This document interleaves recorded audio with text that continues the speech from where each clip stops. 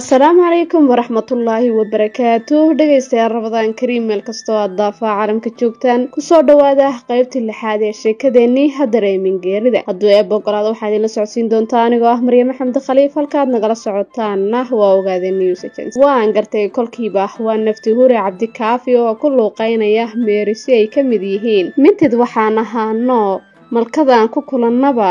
yaa maali jiray mayalka ugu qabanaba heeskii Cabdi Kaamil Cawaale qorigii intii aan xidhay oo aan degta gashaday ayaan kolkiiba dabka shiday oo aan dabadeed shaah ugu tuuray markuu midkaanaba baylkiisii qabsaday cadayska caleenta iyo sonkortuba ay isku dheeli tiran yihiin ayay naftii nagu soo noqotay fidfid aad moodo dhibco roob wejiga nagana isku simay markaas ayay igu soo dhacday ciyaalnimadii sheeko xariir odhan jirtay gaajo ayaa dhaar ku martay inay dadka gam ka dhigi kolkaas ayuu shaah yidhi walle inaad weydayso mooye intaan anigu joogo yaada ruux dilin waa halkii Cabdi Haybe Laambade oo odhan jiray glucose for energy ileen qatin baanu ahayn hal baasta cad ah ayaan dabka saarnay oo aan si fiican ugu cashaynay balse kuma tashanayno inaan casho tan ka dambaysa aanu jidiinka naga marin doono amar eeba mooye cabaar markaanu xaalad caadi ah aan ku sugnayn ayaanu ka war helay Gordon iyo qadaad moodo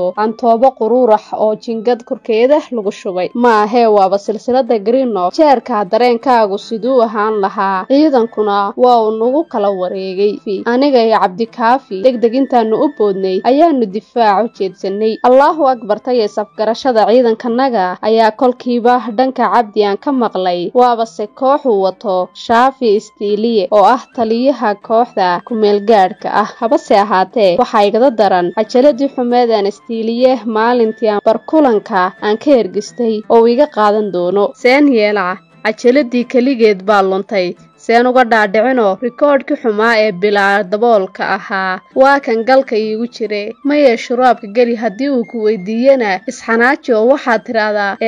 haa saas weeye ayaan iskula faqay ilaahay muunan isku kaana kashifin uuba iska ilowsan yahay wadnaha ayaan safarta ku hayaa naftii horihii dhaawaca ahaa kurbadiisii waa inaga dhacday kol haddii uu wiilkii yaraa ee ka masta lahaa nala joogo dhaqaatiirta qaybta ninkii ugu cajiibsanaa weeye ciidankaas si xeeladaysan ayaa loo kala dejiyey naftood hurayaal isxilqaamay ayaa shaah iyo casho dabka ugu jira saddex naftii hore oo nu u dirsanay sahayna waa inoo yimaadeen waxaanu ku wada faraxsannahay xogaha muhiimka ah waa uuraalada ay gorgor gubtay cadawga tirabeelka ah ee cagta la mariyay jabka daaqata ku gaadhay ciidamada gumaysiga haddaba waxaan arkay wiilkii faxalka ahaa ee noo sheekayn jiray caawa saan ku naqaanay waa uu ka bedelan yahay waa shib oo cidna hadal kuma darsanayo waryaa Axmed yare maxaa ku aamusiyay ayaan kor ugu yidhi markaasuu mid igu yidhi habaarqabihii taani ahaa ayaa ka xanaajiyey oo muxuu ku samay markaa buu igu jawaabay markii aanu soo maraynay dibirka hoose wiilku waa uu dheelalowsanaa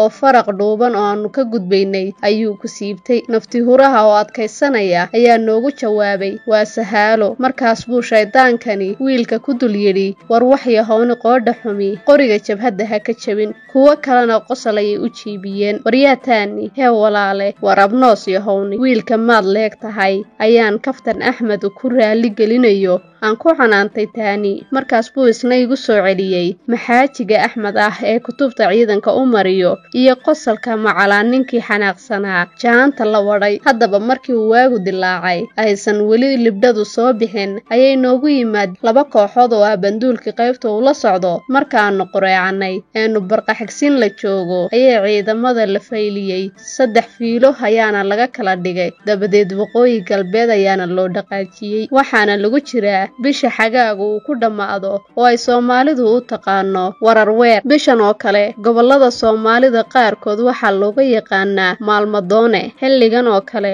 iyadoo roob la helin ayay ma wada geedaha qaarkood soo saaraan ubax iyo caleemo cusub oo loo yaqaano manka waa xilliga ay geeduhu isticmaalaan macdan iyo biyo jirida wixii ugu keedsanaa inkasta oo la dhibsado fallaadhaha ceedda ee sida tooska dhulka ugu soo dhacayo qaaca iyo kuleylka uumiga ka soo baxaya dhulka haddana jeerahan oo kale waxaa laga rajaynayaa roob soo degdega oo raxmaanku darafyada daruuraha ku soo shubo dabadeedna lagu raysto. Duhurkii markii la galay ayaan fadhiisanay, halkii baana ku karsanay shaah, wax cadaysan aan loo ogeyn maxaa yeelay geelashii aaganaga ku sugnaa waa la baajiyey oo dhuug baa looga maro waayey. Galabkii ayaanu caraabo u sii daynay, salaadii maqrib ayaanu dhaxda ku tukanay, waxaanu sii soconaba cawaysinkii kolay tahay ayaanu buur guradeeda ku furanay. Casho ayaanu ku karsanay, kadib markii aanu cashaynay ayaanu guure ugu sii qabanay.